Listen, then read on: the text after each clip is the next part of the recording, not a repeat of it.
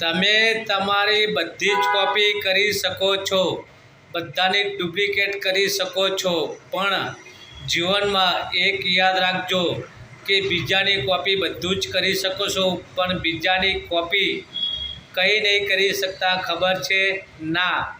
તેના કિસ્મતની અને તેના નસીબની. જે આપણા નસીબમાં હોય તે જ આપણાને મળે છે, ને આપણા કિસ્મતમાં હોય એ જ આપણાને વસ્તુ મળે છે. કિસ્મતમાં ના હોય અને એક દિવસના તમે 2000 રૂપિયા કમાઈને લાવશો તોય પણ ઘરમાં બચવાના નથી. કેમ કે આપણા કિસ્મતમાં નથી, તેના હિસાબે બચતા નથી. એટલે આપણા નસીબ અને કિસ્મતમાં હશે તો તમે રોજના 500 રૂપિયા કમાઈને લાવશો તોય પણ તમે આનંદથી જીવન જીવી શકશો.